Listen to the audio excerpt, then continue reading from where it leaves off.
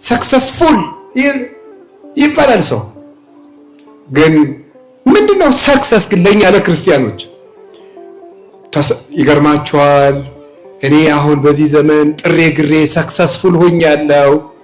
እሺ እስቲ ሰክሰስዎትን ይንገሩኝ። ድሮ ልብሴ አንድ ነበር፣ አሁን 4 መልበስ ችያለሁ። ሌላስ ሰክሰስፉል? ድሮ በኪራይ ቤት ነበር የምኖረው፣ ቤት ሰርቻለሁ። ሰክሰስፉል። እሺ ድሮ በባጃጅ ነበር የምሄደው፣ አሁን መኪና ገዝቻለሁ። ሰክሰስፉል። ይሄ ሰክሰስ አይደለም። ሰክሰስ ሌላ ነው። ሰክሰስፉል ማለት የተሳካለት ሰው የሚባለው ሰውነት ያለው ሰው ነው። እስቲ ሰውነት በሉ ንገሩኝ እንጂ እንዴ! ሴትዮ ምንድን ነው ያለች? ሴትዮይቱ አሉ ዕውቀት ያለው ያግባሽ ወይስ ሀብት ያለው ያግባሽ አሏት አሉ።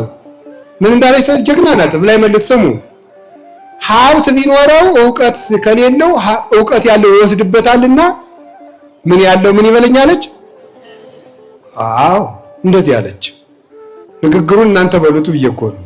አያችሁ እነሱ አሉ ይኸውላችሁ፣ ሴቶቹ አሉ አይገርማችሁም? እነሱ አሉ ይኸውላችሁ ነው። እውነታችሁን ነው። አይምሮ ያለው ሰው ቢያገባችሁ ይሻላችኋል። አይምሮ ያለው ሰው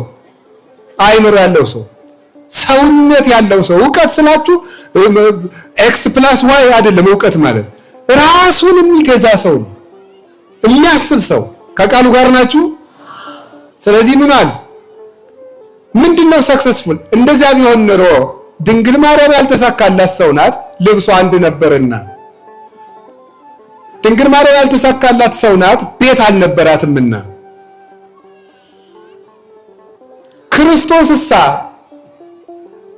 እንደ ሰውነቱ ብናስበው ያልተሳካላት ሰው ነው፣ በአህያ ይጓዝ ነበርና።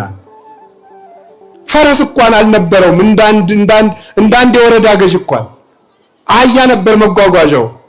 ጎጆ እንኳን አልነበረውም፣ ዋሻ ውስጥ ያድር ነበር እንጂ። ለቆናጽል ግበው ቦሙ ለአዋፈ ጸማይኒ ምጽላል ቦሙ ለወልደ እጓለ እመሕያው ሳልወጡ ሀበ ያሰምክ ርእሶ። የሰው ልጅ ግን ራሱን የሚያስጠጋበት የለውም እንዳለ ልብስም ምግብም መጠለያም ዋጋ አይደለም። ሲጀመር ስርዓተ ትምህርታችን አበላችሁና ቤዚክ ኒድስ ብሎ ምንድን ብለውልናል? ምግብ፣ ልብስ፣ መጠለያ ብሎ ቁጭ። መሰረታዊ ፍላጎቶች አለና ምንድነው ብለናል? ምግብ፣ ልብስ፣ መጠለያ። አሁን መሰረታዊ ፍላጎት ነው ምግብ፣ ልብስ፣ መጠለያ። አባልን ቦት ስላለ ነው እንዳትሉ፣ እንደሱ አይደለም።